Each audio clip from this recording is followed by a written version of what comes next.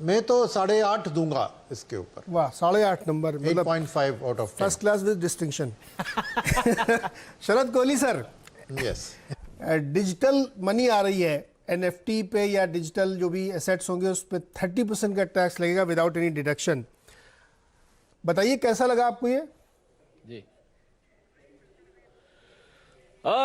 Personal tax के मामले में तो 10 में से मेरे ख्याल टैक्स पेयर्स उसको 4 भी नहीं देंगे, पर ओवरऑल अगर आप देखें टैक्स की सिंप्लीफिकेशन, दो चीज पे फोकस किया गया टैक्स पॉइंट ऑफ व्यू से नीरज, एक तो ट्रस्ट पॉइंट ऑफ व्यू से, एक सिंप्लीफिकेशन पॉइंट ऑफ व्यू से, और एक जो बहुत इंपॉर्टेंट प्रोविजन आया है जो मेरे ख्याल मार्केट को पसंद आएगा टैक्स के लिहाज से, कि 5 करोड़ से जब आपकी इनकम ऊपर होती थी तो लॉन्ग टर्म कैपिटल गेन पे आपके ऊपर 37% सरचार्ज लग जाता था।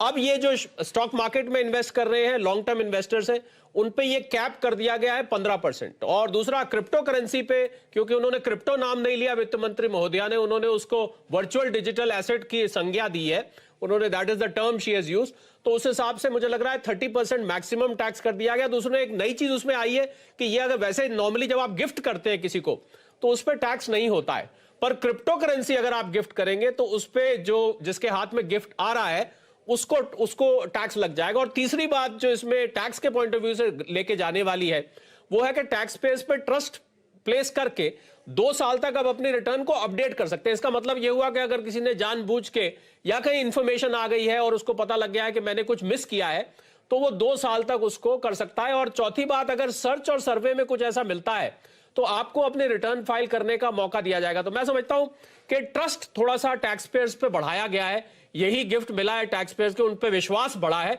और क्रिप्टो करेंसी जिसकी हम उम्मीद कर रहे थे वो उसके रेगुलेशन बनने से पहले टैक्स आ गया है जो कि 30% अब लगेगा। चलिए अब ऐसा करते हैं, एनविजन कैपिटल के नीलेश शाह साहब को जोड़ते हैं।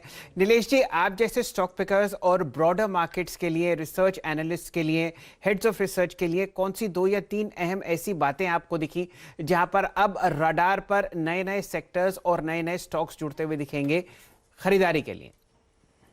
पहली बात तो ये जो है शैल जी के ये बजट में शायद भारत दुनिया का सबसे पहला बड़ा राष्ट्र होगा, बड़ी इकोनॉमी होगी जो एक डिजिटल करेंसी लॉन्च करेगी। तो हमें ये देखना पड़ेगा कि कौन सी ऐसी जो कंपनीज होगी इंडिया में जो ये डिजिटल करेंसी क्रिएट करने में और रन करने में और मैनेज करने में एक प्रमुख भूमिका निभा सकती है। तो सबसे पहली बात ये है, या हो सकता है कि कोई स्पेसिफिक बैंक वगैरह को भी इसमें बहुत बड़ी लीडरशिप मिले। तो ये सबसे एक मेरे हिसाब से बहुत ही बड़ा एक लैंडमार्क डिसीजन है ये बजट का।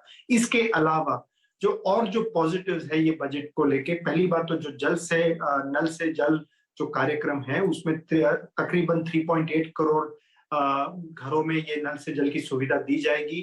तो इससे काफी जो कई सेक्टर्स हैं जैसे पाइप मैन्युफैक्चरर्स हैं या जो बाकी फॉसेट मैन्युफैक्चरर्स है वगैरह, उनको एक बहुत बड़ा एक बूस्टर डोज मिलेगा। और तीसरा बात यह है, जो डेटा सेंटर्स, जो कंपनीज डेटा सेंटर्स लगाएगी उसको एक इंफ्रास्ट्रक्चर स्टेटस दिया जाएगा।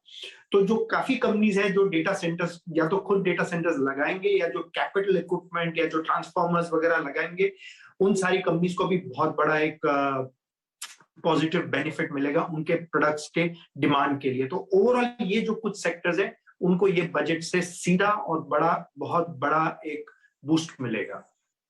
आपके सामने कुछ ऐसे स्टॉक्स हैं जो एक रिलीफ रैली में स्क्रीन पर दिखेंगे। आईटीसी, फिलहाल किसी भी तरीके से आपको कोई भी सिगरेट पर नए टैक्स की कोई भी सुगबुगाहट नहीं आ रही, इसीलिए दिन के उच्चतम लेवल पर, और पूरा का पूरा इंफ्रा स्पेस आपको तेजी में दिखेगा, जैसे कि सीमेंस, एलएनटी, आईटी यहाँ पर वीरेन जी जुड़ता हुआ दिख रहा है तेजी में। एचसीएल टेक और इन्फोसिस भी दिन के उच्चतम लेवल पर आते हुए दिख रहे हैं। नीरज जी। जी बिल्कुल सर, और इसमें 2-3 चीज़ें और जो सेक्टोरली इन्होंने काफ़ी अच्छी की हैं, जिसमें कि रूरल फोकस किया है, उसको इस नज़रिए समझिए कि बहुत सारे कैपेक्स के प्लान ओरिएंटेड है रूरल इलाके और बड़े पैमाने पे, तो उसका बड़ा फ़ायदा शायद रियल एस्टेट और इंडस्ट्रियल की जो हम लोग शुरू में बात कर रहे थे उसको होता हुआ यहाँ पे देखने को मिलेगा। सुनील जी, क्या ये जो कैपेक्स इतना ज़्यादा कर दिया है 7.5 लाख करोड़, और ये पिछले बार का जो रिवाइज्ड है उससे भी कहीं ज़्यादा 35% की ग्रोथ दिखाई है, तो मेजरली जो इंफ्रा स्टॉक्स हैं उन पे असर देखेंगे आप? बिल्कुल, देखिए बहुत बढ़िया बूस्ट मिला है बिकॉज प्राइवेट सेक्टर अभी तक खर्चा नहीं कर रही है कैपेक्स में। फाइनेंस मिनिस्टर ने भी ये बताया था स्पीच के दौरान।